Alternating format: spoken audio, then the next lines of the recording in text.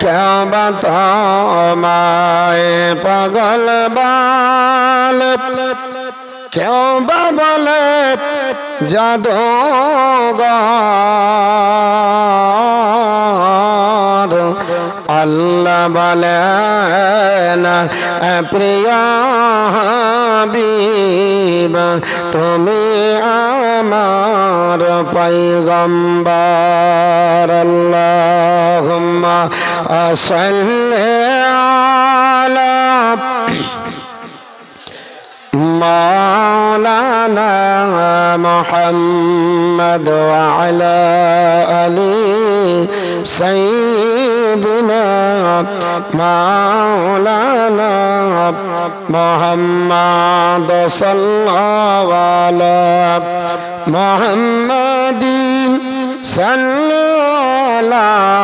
मुहम्मद हरदम ज़बान से निकाला पाक नामे मुहम्मद हरदम ज़बान से निकाला सफियाना मुहम्मद बधिज दममा बाधरे आमामा शिर चोकरी मुसलमान नया जमानार ওই ভাঙা কেল্লাই আজড়েছে সেই নিশান লা ইলাহা ইল্লাল্লাহ লা ইলাহা সকলে লা ইলাহা লা ইলাহা ইল্লাল্লাহ মুহাম্মাদুর রাসূলুল্লাহ সাল্লাল্লাহু আলাইহি ওয়াসাল্লাম কাক ডাকে কাকা রবি কাক ডাকে কাকা রবি কোকিলের স্বর মধুর লাগে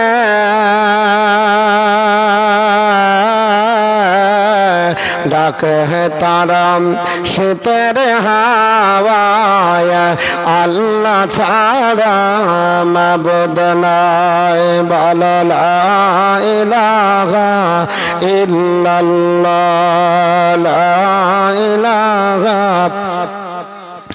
ला इलाहा इल्लल्लाह मुहम्मदुर रासूलुल्लाह सल्लल्लाहु ताला अलैहि वसल्लम। अल्हम्दुलिल्लाह যাবতীয় প্রশংসা সর্বদ্রষ্টা পালনকর্তা রিজিক দাতা আহকামুল হাকিমিন রব্বুল আলামিন যে আল্লাহ পাক পৃথিবীর নানা ব্যতিব্যস্ততার মধ্য থেকে প্রাকৃতিক দুর্যোগের হাত থেকে রক্ষা করে পবিত্র মাহফিলে আসার বসার হাদিস ও কোরআনের আলোচনা করা এবং শোনার তৌফিক দান করলেন, সেই আল্লাহর শুকরিয়া জ্ঞাপনার্থে সকলে উচ্চরবে বলিষ্ঠ কণ্ঠে কোরআনের ভাষায় তেলাওয়াত করি আলহামদুলিল্লাহ। অতঃপর সাইয়্যিদুল মুরসালিন আনিসুল গারিবিন রাহাতুল আশিকিন মুরাদুল মুস্তাকিন জনাবে মুহাম্মাদুর রাসূলুল্লাহ সাল্লাল্লাহু তাআলা আলাইহি ওয়াসাল্লামের উপরে লাখো কোটি দরুদ ও সালাম শান্তির ধারা বর্ষিত হোক, সকলে বলি আল্লাহুম্মা আমিন। আল্লাহর কোরআন অটুট বিধান, সূরাটির নাম সূরা বাকারা, সূরা নাম্বার 2, আয়াত নাম্বার 119 তেলাওয়াত করেছি। আল্লাহ পাক তৌফিক দান করলে এই আয়াত সম্মুখে রেখে কিছুক্ষণ বক্তৃতা হবে। ওমা তৌফিকি ইল্লা বিল্লাহ। আল্লাহ রাব্বুল আলামিন বলেন, ইন্না আরসালনাকা বিল হাক্কি বাশীরাও ওয়া নাযীরা, উই হ্যাভ সেন্ট দি, নিশ্চয় হাবিব আমি আল্লাহ আপনাকে পাঠিয়েছি উইথ ট্রুথ, সত্য ধর্ম সহ, as a bearer of glad tidings, as a honour, শুভ সংবাদদাতা এবং সতর্ককারী রূপে। ওয়ালা তুসআলু আন আসহাবিল জাহিম, but of the no question shall be asked of the companions of the blazing fire. হে নবী, আপনাকে যারা চিনবে না মানবে না, কিয়ামতের দিন তারা অগ্নিদগ্ধ হবে, তাদের ব্যাপারে আপনাকে জিজ্ঞাসাবাদ করা হবে না। আল্লাহর কোরআন অটুট বিধান। এই সূরা বাকারার 119 নম্বর আয়াত আপনাদের কাছে রাখলাম। এই আয়াত সম্মুখে রেখে বিশ্বনবীর হাদিস, ইজমায়ে উম্মাত আর কিয়াসকে সম্মুখে রেখে বক্তৃতা হবে। কারণ আমরা আহলে সুন্নাত আল জামাতের আকীদার মানুষ। আমরা হলাম সুন্নি মুসলমান। আমরা কি মুসলমান? সুন্নি মুসলমান। আমাদেরকে সকলে বলে কি জানেন? আমাদেরকে বেদাতি বলে। আর আমরা দাবি করি আমরা সুন্নি। আমরা কি? কোন আলেমকে যদি জিজ্ঞাসা করেন তো বলবে আমাদের জামাতের নাম হলো আহলে সুন্নাত ওয়াল জামাআত। আমরা সুন্নি জামাতের লোক। আমাদের জামাতটা হলো সুন্নি জামাত। সুন্নি কাকে বলে? সুন্নি কারা? চার মাযহাবের অনুসারীকারী ব্যক্তি, তারা সকলেই সুন্নি। ইমাম শাফি, ইমাম মালিকি, ইমাম হাম্বাল, ইমাম আপনার আবু হানিফা, এই চারজন ইমাম, চার ইমামকে অন্বেষণকারী বা তাদের আপনার মত পথের উপর যারা চলে, তাদের অনুসারী তারা সবাই হলো সুন্নি। আগের দিনে অনেক আপনার মনে হয়েছে ব্যক্তি পাওয়া যেত, তারা বলতো আমরা শাফি মাযহাবের লোক। বর্তমান যুগে ওর ভুলেও বের হয় না। এখন আর আপনার নাম পাল্টে নামই আলাদা করে ফেলেছে। কিন্তু আমরা তা করিনি। আগেও যা ছিলাম এখন আছি, কিয়ামত পর্যন্ত আল্লাহ পাক যেন আমাদের এই জামাতকে আপনার ওয়াকিবহাল রাখে। জোরে বলুন আল্লাহুম্মা আমিন। তো সুন্নি মাযহাবের এই চার মাযহাবের আপনার বলা হচ্ছে দলিল হলো চারটি। এক নাম্বার হলো কোরআন শরীফ, দ্বিতীয় নাম্বার হলো হাদিস শরীফ, তৃতীয় নাম্বার হচ্ছে ইজমায়ে উম্মাত, চতুর্থ নাম্বার হলো কিয়াস। এই চার দলিলের ভিত্তিতে ইসলাম চলে। চারটি দলিলকে কেন্দ্র করে ইসলাম রোলিং হয়। ইসলাম আপনার ইসলাম নামক যে গাড়ি, এই গাড়িকে চালাতে গেলে চারটি দলিল লাগবে। চারটি দলিলের আগে সর্বাগ্যে আপনাকে যেটা আপনাকে আগে দেখতে হবে, প্রাধান্য যেটাকে দিতে হবে সেটা হলো পবিত্র কোরআন। এই আপনার বলা হচ্ছে কোরআন শরীফ আপনাকে আগে দেখতে হবে। আপনি কোরআন শরীফে যদি পেয়ে যান, অর্থাৎ আপনার জ্ঞান মোতাবিক আপনি কোরআন বুঝতে পারবেন তা তো না। আপনি কেন? আমরা পড়ি তাই তো কোরআন বুঝতে পারি না। কোরআন পড়ার পর তাফসীর বুঝতে হয়, তারপরে হাদিস বুঝতে হবে, হাদিস দিয়ে আবার কোরআন বুঝতে হয়। তা আপনাকে যখন আপনার জ্ঞান মোতাবিক আপনি কোরআন শরীফ থেকে সঠিক সিদ্ধান্ত উপনীত হতে পারলেন না, তখন আপনাকে হাদিসে আসতে হবে। যেমন ধরেন আপনি নামাজ পড়ছেন, আল্লাহ কোরআনে বলেছে আকিমুস সালাত, নামাজ কায়েম করো। কিন্তু কিভাবে কায়েম করবেন এই সিস্টেম আছে কোরআনে? এ কোরআনে নাই। এর জন্য দেখছিলাম আজ বাংলাদেশে একটা নতুন দল বেরিয়েছে। যেমন কেউ বলছে আমরা আহলে হাদিস, ওরা নাম দিয়েছে আহলে কোরআন। নাম কি দিয়েছে বাপ? আহলে কোরআন। আর বক্তা বক্তব্য দিয়ে বলছে এই মোল্লা মসজিদ তৈরি করতে হবে। কোন জায়গাতে আল্লাহ বলেছে মসজিদ তৈরি করো, যে 5 ওয়াক্ত নামাজ পড়ো? ইয়া নাই, অতএব এটা মোল্লাদের কাজ। বলছে আল্লাহ কোন জায়গাতে বলেনি 5 ওয়াক্ত নামাজ এইভাবে পড়ো, অতএব চলবে না, এটা মোল্লাদের কাজ। এরা কারা? এরা হচ্ছে আহলে কোরআন। নাম দিয়েছে কি? আহলে কোরআন। এই কোরআনে যা পাবে তাই মানবে, আর কোরআনে যা নাই তা মানবে না। এবার কোরআনে তো নামাজের সিস্টেম দেওয়া নাই, কিভাবে তুমি আপনার দাঁড়াবা, দাঁড়িয়ে কত দূরে আপনার হাত বাঁধবা, কিভাবে রুকু সেজদা করবা, কিভাবে তসবিহ পড়বা, বৈঠক কি করে করবে তো নাই। অতএব নামাজ নাই। বিশাল দলিল। আহলে কোরআন নাম দিয়েছে, দিয়ে আপনার ফতোয়াবাজি করছে। তো এই রকম ফিতনা বেরিয়েছে। আমরা যে নামাজ পড়ি, আপনার নামাজের ভিতরে ফরজ আছে না নাই? নামাজের শর্ত আছে কি না নাই? নামাজের ওয়াজিব আছে না নাই? নামাজের সুন্নাত আছে না নাই? নামাজের মুস্তাহাব আছে না নাই? তা আপনি কোরআনে খুঁজে বের করতে পারবেন যে নামাজে কটা ফরজ, নামাজে কটা ওয়াজিব, নামাজে কটা আপনার বলে হচ্ছে মুস্তাহাব, নামাজে কটা আপনার সুন্নাত? আপনার দ্বারা তো বের করা সম্ভব নয়। তাহলে আপনি কি করবেন? পড়বেন না? নামাজের ফরজ কি মানবেন না? নামাজের ওয়াজিব কি মানবেন না? নামাজের সুন্নাত কি মানবেন না? নামাজের আপনার বলে হচ্ছে মুস্তাহাব নফল কি মানবেন না? মানতে হবে।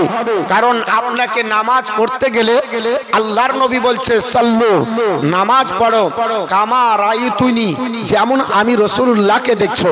আমি যেমন ভাবে পড়লাম, আমি যেমন ভাবে পড়ছি, সেইভাবে যদি তোমরা নামাজ পড়ো তবে তোমাদের নামাজ, আপনার নামাজ হবে। যদি এইভাবে না হয় তাহলে নামাজ হবে না। ঠিক তদ্রূপ ভাবে হাদিসকেও মানতে হবে। কারণ হাদিস আপনাকে আপনার কোরআন বোঝার জন্য হাদিস আপনার দরকার হলো। এবারে হাদিসেও আপনি আপনার জ্ঞান মোতাবিক প্রত্যেকটি পদ্ধতি, প্রত্যেকটি তরিকা, প্রত্যেকটি নিয়ম আপনি বুঝতে পারলেন না, তখন আপনাকে আপনার ইজমাই উম্মত আসতে হবে। যেমন আমরা সকলে জানি, এক আপনার বলে হচ্ছে লামাযহাবি বেরিয়েছে, বলছে তোমার বাপ জুম্মা 2 আজান দেখ, তোমার পদ্দাদা দেখ, তোমার 14 গোষ্ঠী দেখ। আমি বলছি জুম্মার দিন 2 আজান দেওয়া বেদাত। আজও বলছি আমার শ্বাস যতদিন থাকবে আমি বেদাতই বলবো। এই মোল্লার নাম হলো আপনার বলে হচ্ছে রাজ্জাক বিন ইউসুফ, কাজ্জাব বিন কাজ্জাব, একবারে মিথ্যুকের বেটা মিথ্যুক। এই সাহাবীর হাদিস মানে না, এই সাহাবীর কাউল মানে না, এই সাহাবীর পদ্ধতি মানে না, এই সাহাবীর তরিকা মানে না। ওসমানে গনি রাদিয়াল্লাহু তাআলা আনহু আপনার জাওরা নামক জায়গায় নামাজের আপনার একটু গাফিলাতি দেখলেন, যে নামাজ মানুষ আস্তে আস্তে ঢিল হচ্ছে, মানুষের আসতে একটু দেরি হচ্ছে, তাই তিনি আপনার বলে হচ্ছে একটা আজান বাড়ালেন। আর নবী বলছে আসহাবু কান নুজুম, সাহাবীরা হলো আমার আকাশের তারকা সমতুল্য। ভাবি আইগিহিম ইক্তাদাইতুম ফাহাতাদাইতুম, সাহাবীদের মধ্যে যাকে একজন সাহাবীকেও যদি তোমরা ফলো করো, তাদের মত পথের উপর যদি চলো, তো তোমরা হেদায়েত পেয়ে যাবে। আমরা সাহাবীদের মত পথকে মানি, আমরা রাসূলুল্লাহর পথ মতকে মানি। কারণ রাসূল বলেছে সাহাবীদেরকে মানো। এই ওহাবি সাহাবী মানে না, নবীর আপনার হাদিস আপনার মানলো, অথচ সাহাবী না মানার কারণে এই পৃথিবীর জমিনে 2 আযানকে আপনার বিশ্বাস না করে এটাকে বেদাতের ফতোয়া দিয়েছে। আবার যদি জিজ্ঞেস করা হয় মানুষের বীর্যটা কি, তো বলছে ওটা পাক, ওকে ধরেন আর একটু খাইয়ে দেন, খা জানবো হরিয়া। আপনার জিজ্ঞাসা কাছে উটের পেশাব কি, তো বলছে এটা পাক। ওকে জিজ্ঞাসা করা হচ্ছে স্ত্রী সহবাস করার পরে যদি আপনার টাইম না পাওয়া যায় নামাজ হবে, তো বলছে না কোনো ব্যাপার নাই, যদি সেরকম টাইম না পাওয়া যায় উজু করে নামাজ পড়ে নাও, নামাজ হয়ে যাবে। জিজ্ঞাসা করা যাচ্ছে যে যে আপনার বিছানাতে সহবাস করা হলো ওই বিছানা কি আপনার ধুতে হবে, তো বলছে না ধোয়ার দরকার নাই, যদি কাপড়ও লেগে যায় তাহলে শুকিয়ে গেলে ওটা চিমটে তুলে দাও, আর দরকার হবে না। বুঝতে পেরেছেন? এই চিমটের দল, এ হলো চিমটের দল। নাপাক যদি লেগে থাকে তাহলে ধুতে হবে না, এটা তার ফতোয়া। তো যারা নাপাককে পাক বলে, উটের প্রস্রাবকে পাক বলে, যারা আপনার বলে হচ্ছে মেয়ে ছেলে যদি নেফাস হয় বা হায়েদ হয়, সেই মেয়েরা যদি কোরআন ছয়, সারা বিশ্বের ওলামায়ে কেরাম, মুফতিয়ানে কেরাম, আপনার মুহাদ্দিসিনে কেরাম, সমস্ত মুস্তাহিদিনে কেরাম বলেছে তারা কোরআন স্পর্শ করতে পাবে না। আর ই হারাম কর বলছে কোরআন কোরআন পড়তেও পাবে, প্রয়োজন হলে ধরে ধরে দেখে দেখে পড়বে, অসুবিধা নাই। জোরে বলুন আস্তাগফিরুল্লাহ। কে বলেছে? এই কাজ্জাব বিন কাজ্জাব বলেছে। অত পৃথিবীর জমিনে ওরা আপনার বলে হচ্ছে আজকে ফলোয়ার বাড়াচ্ছে। আপনি শুনে রেখে দেন, আপনাকে এর জন্য জানতেই হবে যে আপনার ইজমাই উম্মত দরকার আছে না নাই। পৃথিবীর জমিনে আমরা ইজমাই উম্মতকে মানি। আজ বর্তমান যুগে আমরা যারা আপনার আহলে সুন্নাত ওয়াল জামাতের আকীদার পন্থী, আমরা যারা সুন্নাতের তরিকায় চলি, আমরা আপনার বলে হচ্ছে তারাবির নামাজ আগামী মাসে ইনশাআল্লাহ পড়ব, আল্লাহ যদি হায়াত দেয়। ওরাও পড়বে। ওদেরকে বলেন, তুই যখন কিয়াস আপনার ইজমাই উম্মত মানবি না, তো তোর মসজিদের নামাজ 30 দিন জামাত হবে না। কারণ নবী আমার কোনোদিন পড়াননি। আমার নবী আপনার বলেছেন, আমি যদি 30 দিন পড়াতাম, আমার এটাই আশঙ্কা হচ্ছে যে আমার আল্লাহ পাক আমার উম্মতের জন্য যেন ফরজ না বানিয়ে দেয়। তাই নবী আমার 3 দিন জামাত করলেন, বাকিটা আপনার জামাত করলেন না। ওমরে ফারুক আজম রাদিয়াল্লাহু তাআলা সর্বপ্রথম তারাবির নামাজ জামাত করলেন। তাহলে এটা তাদেরও মসজিদে হয়, আমাদেরও মসজিদে হয়। ওখানে একটা ব্যালেন্সের ব্যাপার আছে। ওর জন্য আপনার বলে আছে আপনার এখানে ফতোয়া দেবে না। আমরা জানি, আমরা ইজমাই উম্মতকে মানি, আমরা কিয়াস মানি। ওরা বলছে কিয়াস আবার কি দরকার? কিয়াস করে তো সব বের করেছো তোমরা। শুনে রেখে দেন, আমরা কিয়াস মানি, তোমরাও কিয়াস মানো। যদি তোমরা কিয়াস না মানো, ফুচকা খাবার জায়েজ, তোমাকে একটা ডাইরেক্ট হাদিস দেখাতে হবে। কুরকুরি খাবার জায়েজ, একটা ডাইরেক্ট কোরআনের আয়াত দেখাতে হবে। আপনার বলে হয়েছে তোমাকে, আপনার বলে হয়েছে ম্যাগি খাওয়া যায়, একটা ডাইরেক্ট হাদিস দেখাতে হবে তোমাকে। আপনার বলে হয়েছে এই যে আপনার মোগলাই খায়, একটা ডাইরেক্ট হাদিস দেখাতে হবে। পৃথিবীর জমিনে ছবি তুলে একটা ডাইরেক্ট হাদিস দেখাতে হবে। পৃথিবীর জমিনে আধার কার্ডে ছবি, আপনার ভোটার কার্ডে ছবি, আপনার প্যান কার্ডে ছবি লাগে, আপনার আপনার জমি রেজিস্ট্রিতে ছবি লাগে, হজ করতে গেলেও ছবি লাগবে। কিন্তু ছবি তোলা হারাম। একটা ডাইরেক্ট হাদিস দেখাও। মাওলানার বক্তব্য আপনার ইউটিউবে ছাড়া আপনার বলে হচ্ছে পাওয়া যায় না। এই যে আপনারা দেখছেন এতগুলো আপনার ইউটিউবার এসেছে না আসেনি, আমাকে যদি বলেন মৌলভী সাহেব কিয়াস বাদ দিয়ে আপনাকে ডাইরেক্ট একটা হাদিস দেখাতে হবে, আমার দ্বারা সম্ভব নয়।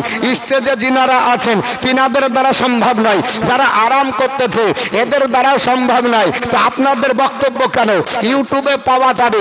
কোন হাদিস থেকে বললেন, কোন জায়গা থেকে বললেন, কোরআনের কোন আয়াত থেকে? আপনিও দেখাতে পারবেন না, আমিও দেখাতে পারবো না। তো বলে হুজুর কি করে করলেন? ওলামায়ে একরাম আপনার বলেছেন যে পৃথিবীর জমিনে যদি প্রয়োজন হয় হাত ছোলা, হাত ছবি তোলা আপনার জায়েজ রয়েছে। হাত ছবি তোলা কি রয়েছে? আপনার জায়েজ রয়েছে। তাহলে হাত ছবি তোলা জায়েজ হলো, আপনার বক্তৃতা কি করে জায়েজ হলো? তো প্রয়োজন সাপেক্ষে বর্তমানের এটাই ফতোয়া হয়ে গেছে যে ইসলামের এখন প্রচারের মাধ্যম অন্যতম, সেটা হচ্ছে আপনার ইউটিউবের মাধ্যমে, সেটা হচ্ছে হোয়াটসঅ্যাপের মাধ্যমে, সেটা হচ্ছে গুগলের মাধ্যমে। যাদের গুগল নাই ইসলাম থেকে পিছিয়ে গেছে, যাদের আপনার হোয়াটসঅ্যাপ নাই ইসলাম থেকে পিছিয়ে যাচ্ছে, ইউটিউব যাদের নাই আপনার হোয়াটসঅ্যাপ থেকে পিছিয়ে যাচ্ছে। অথচ ছবি তোলা আহলে সুন্নাত ওয়াল জামাতের আকীদা যে আপনার আলা হযরতের মাসলা এবং হুজুর তাজুস শরিয়ার মাসলা যে আপনার ছবি তোলা যাবে না, ভিডিও আপনার তোলা যাবে না, এটা সবার মত। কিন্তু অধিকাংশ এখন আহলে সুন্নাত ওয়াল জামাতের আকীদার মাওলানারাও বলছে যে না, বিকল্প রাস্তা নাই, এখন আর দেখে লাভ নাই, এ তো তুলতে হবে, ছাড়তে হবে। কারণ ইসলাম প্রচারের এটা মাধ্যম। এখন ইউটিউবে আপনার মাধ্যম করতে হবে, কারণ ইউটিউবটাই মানুষ দেখে।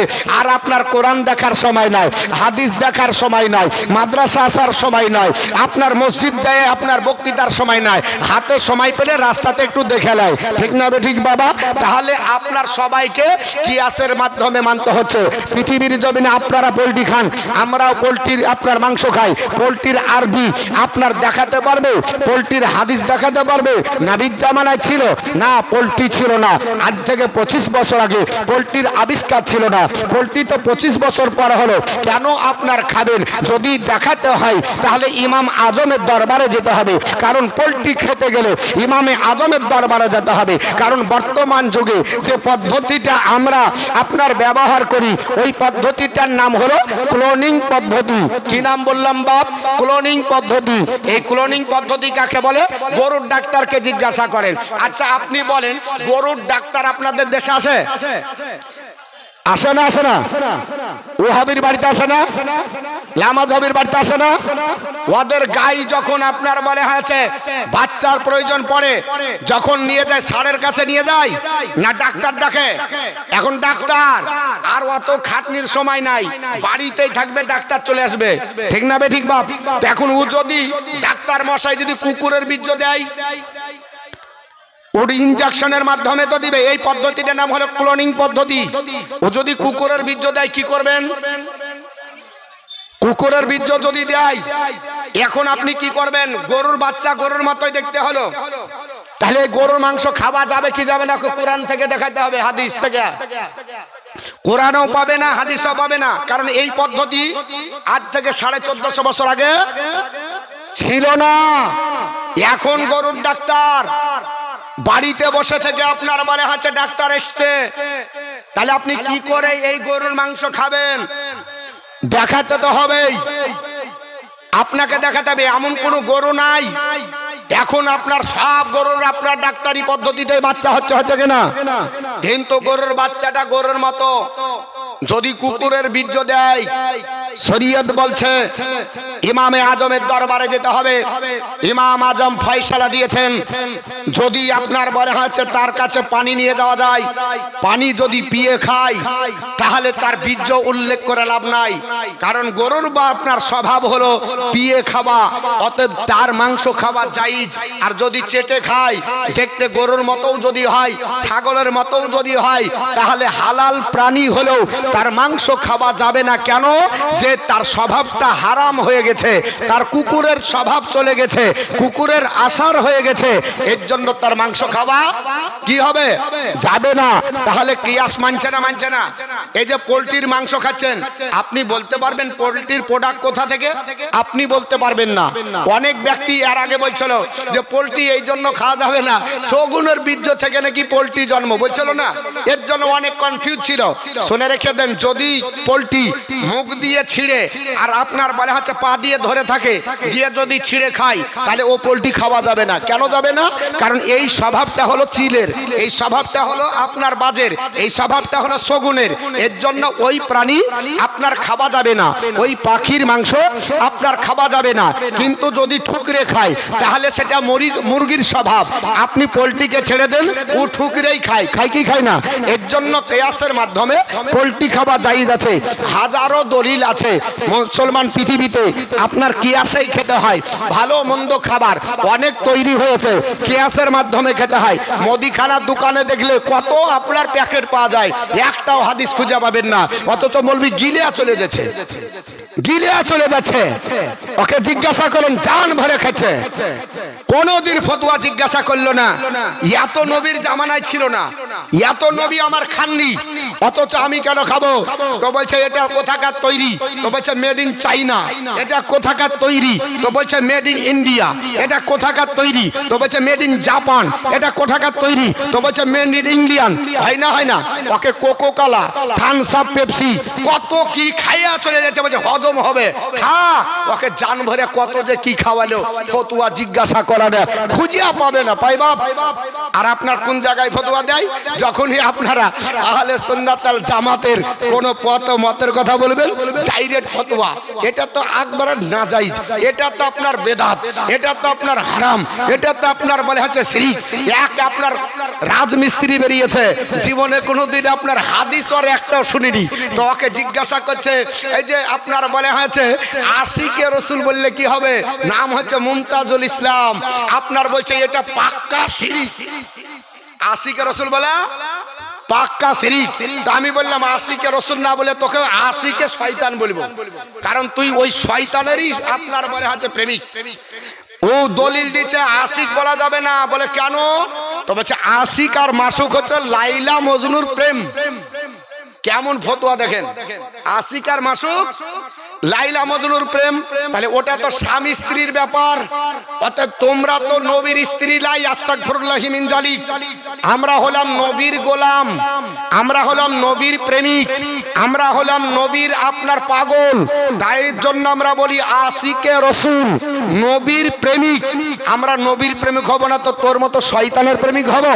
এরা আপনার বলছে আশিকে রসুল বলা হারাম, আশিকে রসুল রাসূল বলা বেদাত, আশিকে রাসূল বলা শিরিক বলেছে। যদি না হয় একটু সার্চ করবেন, পৃথিবীর জমিনে দেখে নেবেন। অথচ তাকে আপনার বলে আছে, একদিনও যদি জিজ্ঞাসা করেন যে ভাই এই যে তুমি ফতোয়াটা দিলে কোন চ্যাপ্টার থেকে লেখা আছে, কোন চ্যাপ্টারে, আর ফতোয়া হচ্ছে সব নিজস্ব আপনার চ্যাপ্টার, নিজস্ব দলিল। তো বাপ, আমরা আহলে সুন্নাত আল জামাতের আকীদার মানুষ। আজকে আপনার বক্তৃতা আহলে সুন্নাত আল জামাতের মত ও পথের উপর হবে। আল্লাহর কোরআন তেলাওয়াত করেছি, পবিত্র কোরআনের সূরা বাকারার 119 নম্বর আয়াত। আল্লাহ পাক বললেন, নবী গো, আমি আল্লাহ আপনাকে পাঠিয়েছি সত্য ধর্ম দিয়ে সুসংবাদ দাতা করে, সতর্ককারী রূপে। আপনাকে যারা মানবে না, আপনাকে যারা চিনবে না, কিয়ামতের দিন তারা অগ্নিদগ্ধ হবে, তাদের ব্যাপার আপনাকে জিজ্ঞাসাবাদ করা হবে না। আল্লাহ পাঠাইছে নবীকে। পাঠানো ওই জিনিস হয় যা আগে থেকে মওজুদ থাকে, আগে থেকে মওজুদ থাকে। ভালো করে বুঝেন, পাঠানো ওই জিনিস থাকে, পাঠানো ওই জিনিসটা হয় যেটা আগে থেকে মওজুদ। আল্লাহ বলছেন আমি পাঠিয়েছি, তার মানে নবী আগেই ছিল, আল্লাহ পাক তৈরি করে পাঠাইছে সেদিন তা নয়। এই জন্য তো নবী আমার বলে, কুনতু নাবিয়্যা ওয়া আদামু বাইনাল মাই ওয়াত তিন। আমি ওই সময় নবী ছিলাম যে সময় আদম আলাইহিস সালাম মাটি আর পানির ভিতরে ছিল, মাটি আর পানির ভিতরে মিশ্রিত ছিল।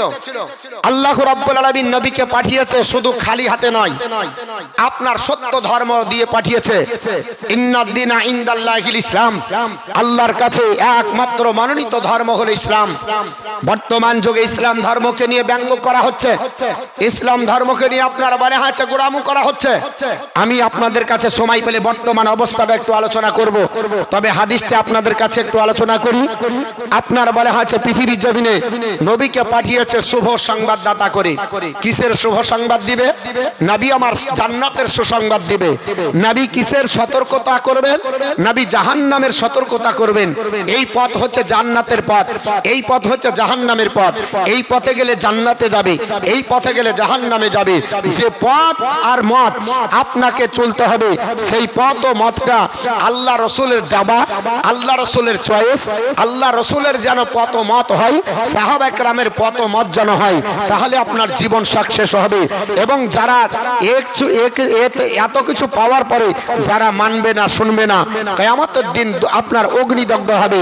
আল্লাহ পাক বলছে নবী এর ব্যাপারে আপনাকে জিজ্ঞাসাবাদ করা হবে না।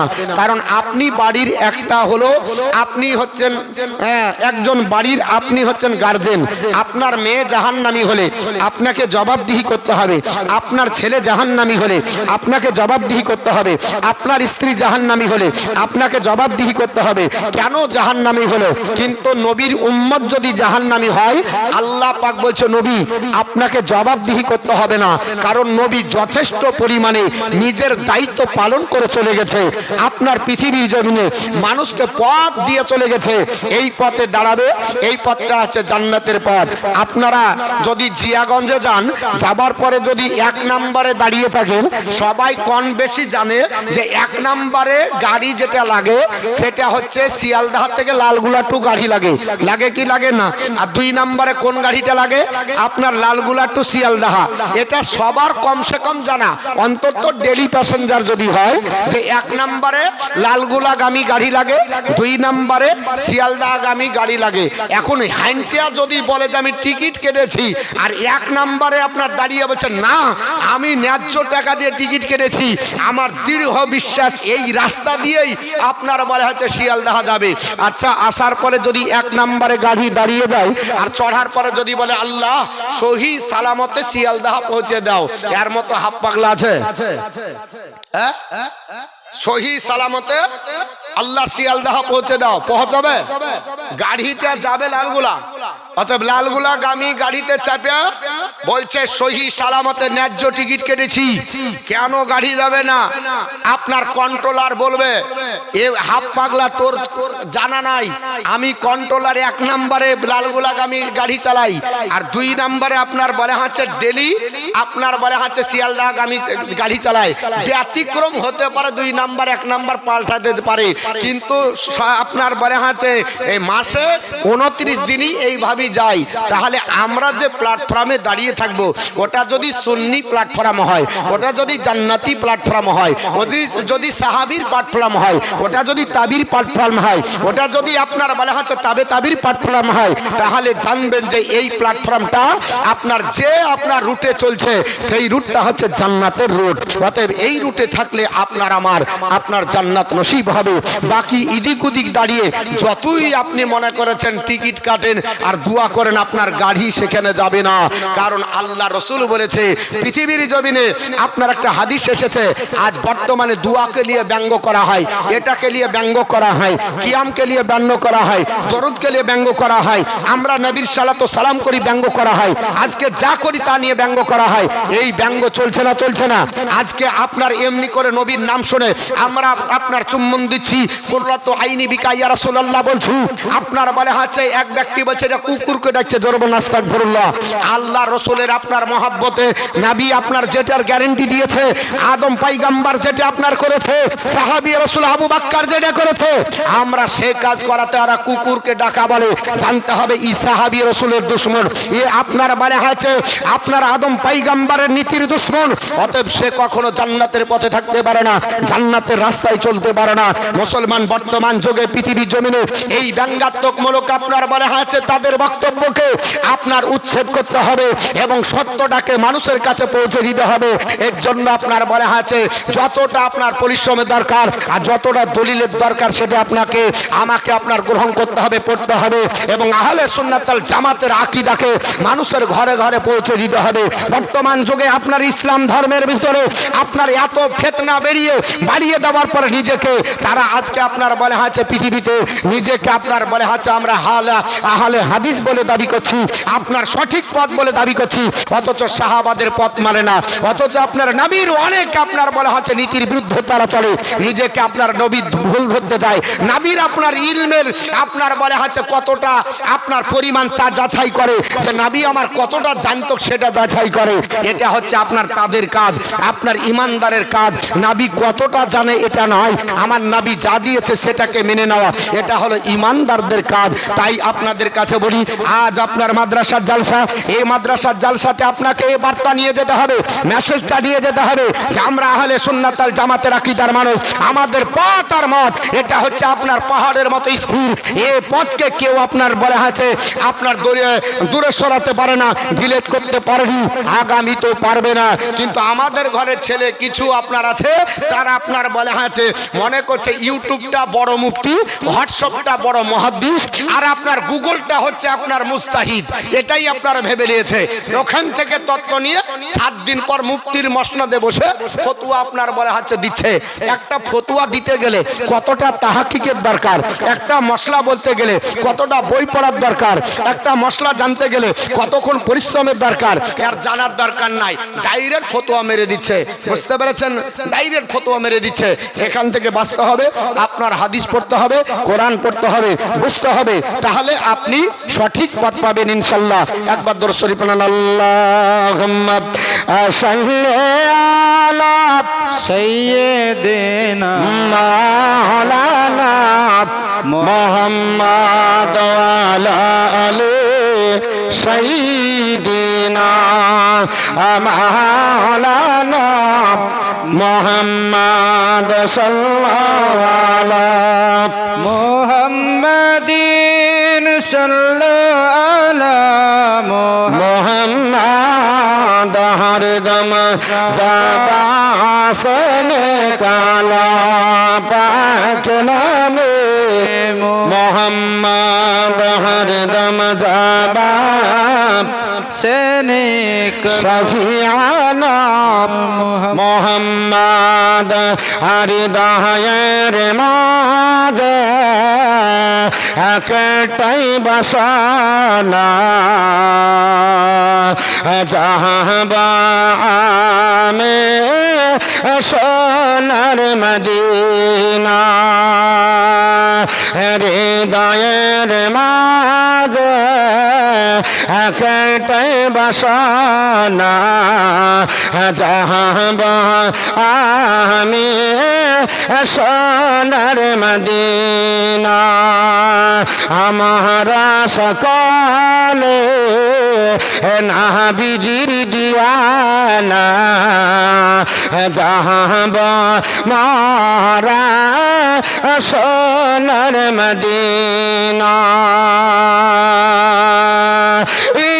আশায়াতে সম্বল দেনা নেই যে আমার কোনো সফিনা আশায়াতে সম্বল দেনা নেই যে আমার কোনো সফিনা থাকে তো যদি দোটি ডানা থাকে তো যদি দোটি ডানা ওরে যেতাম সোনার মদিনা হৃদয়ের মাঝে একটাই বাসনা যাব আমি সোনার মদিনা আমরা সকলে নবীজির দিওয়ানা যাব মোরা সোনার মদিনা মারণ দিয়া মদিনার মাটিতে ইলাহি পাক রব্বানা জোরে বল আল্লাহুম্মা আমিন। সবাই চাই না মদিনায় মৃত্যু হোক, হ্যাঁ চাই না? মনে ইচ্ছা করে না মদিনা যাব? আমরা মদিনাকে বেশি ভালোবাসি, এর জন্য ওদের অ্যালার্জি। এক বক্তা ফতুয়া দিচ্ছে, বলছে মদিনা যেতে হবে। এটা কি হজের আপনার আরকামের মধ্যে পড়ে, আহকামের মধ্যে পড়ে? মক্কা গেলেই হজ হওয়া যায়। হ্যাঁ আমরাও জানি মক্কা গেলে হজ হওয়া যায়, কিন্তু মদিনা না গেলে জান্নাত পাওয়া যায় না। মদিনা না গেলে হজ কবুল হবে না। বলবেন মৌলানা মতিউর রহমান এত বড় কথা কেন বলছি শোনেন। এই জন্য হবে না, আপনি কাজ করেছেন, আপনি কাজ করলেন, আপনার কাজ আমার পছন্দ না হতে পারে, হতে পারে না? পারে না?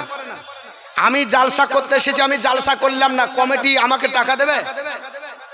বক্তা লিখেছেন ওরকম হয় না? অনেক বক্তাকে নামিয়ে দেওয়া হয় কি হয় না? যে বিদায়ের সময় হাত তোলা যা দিলে লেও, না হলে বাড়ি পালাও। তা আপনার কাজে এসেছি, আপনার পছন্দ হলো না, আপনি দিলেন না, আমি কি বলবো? ভাই আর নিতে হবে না, আজকে একটা দাও। রাজমিস্ত্রি গেছে, আপনার গাঁথনি ভালো লাগেনি, আপনি বলবেন যে দিব না, রাজমিস্ত্রি ছেড়ে দেবে, বলবে আজকের মজুরি দাও, আর বাকি নিতে হবে না। আপনি যদি না দেন তখন 5টা লোক ডাকবে, 5টা লোক বলবে ঠিকই তো, কেন ঝামেলা করছো, দিয়ে দাও। ও বলবে তাও দিব না, তখন মেম্বার ডাকবে, মেম্বারও বলছে যে দিয়ে দাও, তো বলে হবে না, তখন কি করবে? ও থানা যাবে, সোজা আঙ্গলে ঘি বাড়া হবে না, থানা যাবে। থানায় যা বলবে বেটা তোকে নিতে হবে না, আজকেরটা মিটিয়ে দে। আচ্ছা নিয়ে চলে আসলেন, আর নিবেন না। আপনি নামাজ পড়ে হজ করলেন, আল্লাহ যদি বলে তুই হজ করেছিস, তোর হজ আমি আল্লাহ কবুল করিনি, কটা মেম্বার ডাকবেন? হাসরের ময়দানে আপনি হজ করেছেন, তো হজটা দেখাবেন। আমল নামা, নামাজ পড়েছেন, আমল নামা, যাকাত দিয়েছেন, আমল নামা, দান করেছেন, আমল নামা, যা করেছেন সব আপনার আমল নামায় লিপিবদ্ধ। তো আল্লাহ এই আমল নামার খাতা দিয়ে বলবে তোর একটাও ইবাদত আমি আল্লাহ কবুল করিনি, মানে আমার পছন্দ হয়নি, আমি আল্লাহ রাজি করার জন্য করিসনি। আল্লাহ যদি বলে, সাপোজ উদাহরণ দিচ্ছি, তা আপনি কটা মানুষ ডাকবেন, কটা মেম্বার ডাকবেন, আর কোন থানায় যাবেন বলেন? এরকম থানা কি সেদিন থাকবে? যে সেই থানাতে আল্লাহর আদালতের আপনার বলে হচ্ছে ব্যাপার আপনি লোক ডাকবেন? পারবেন? ক্ষমতা আছে? জবান খুলতে পারবেন? সম্ভব নয়। তা আপনি জান্নাতে যাবেন কি করে? ওঠান হাদিস আপনার বলে হচ্ছে ইবনে মাজাহ হাদিস শরীফ 7113 আবু হুরায়রা বর্ণনা করেন আন আবি হুরায়রা রাদিয়াল্লাহু তাআলা আন্না রাসূলুল্লাহ সাল্লাল্লাহু তাআলা আলাইহি ওয়াসাল্লাম ক্বালা মা মিন আহাদিন ইয়াদখুলুল আমালাহুল জান্নাতা। আবু হুরায়রা বর্ণনা করে নবী বলেন কোন ব্যক্তি তার আমলের জোরে জান্নাতে যাবে এটা নয়, আমলের জোরে জান্নাতে যাবে না। ফাকিলা সাহাবীরা জিজ্ঞেস করলো আপনার নবী পাককে যে ওয়ালা আনতা ইয়া রাসূলুল্লাহ, হে নবী আপনিও কি আমলের জোরে জান্নাতে যাবেন না?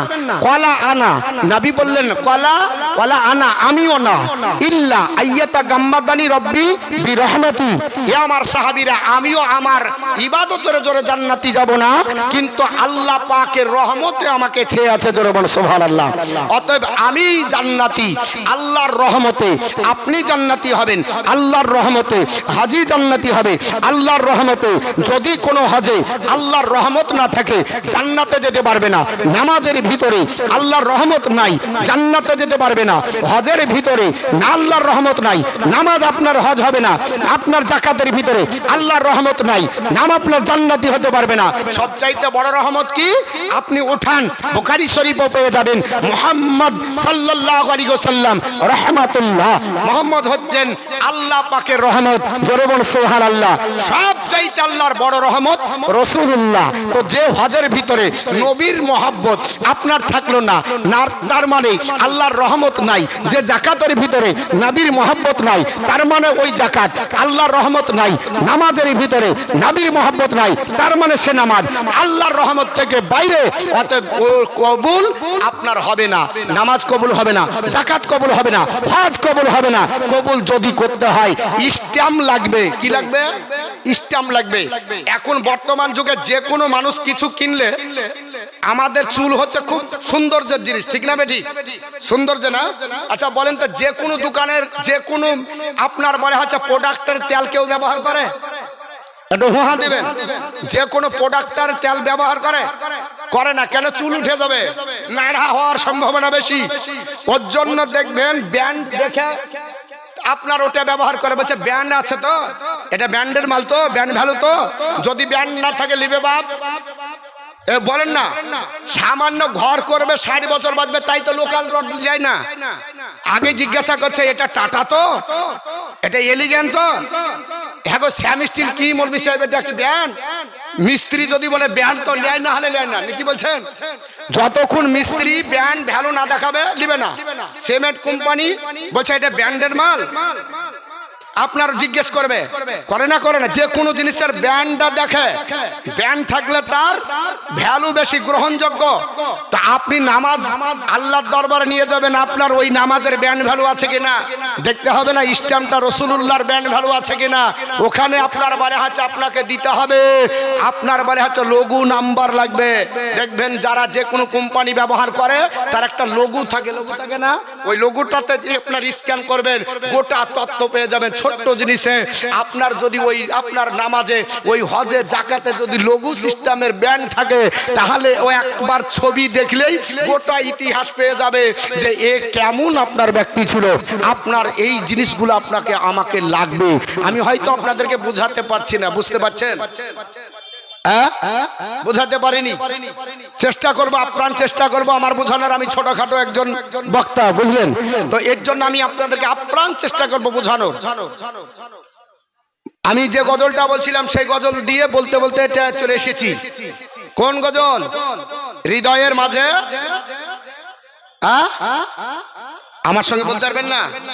হৃদয়ের মাঝে একটাই বাসনা, যাহাব আমি সোনার মদিনা।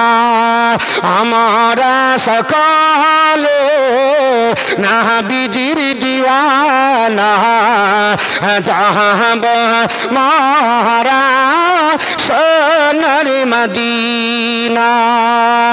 মারণ দিও গো মদিনার মাটিতে, লাগে পাক রব্বানা। মুখেতে দরদার